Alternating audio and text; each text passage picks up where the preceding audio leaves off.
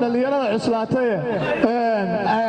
khaliifka ugu horeeya iska fadhiya khaliifku saas ku taagay khaliifku saas ku taagay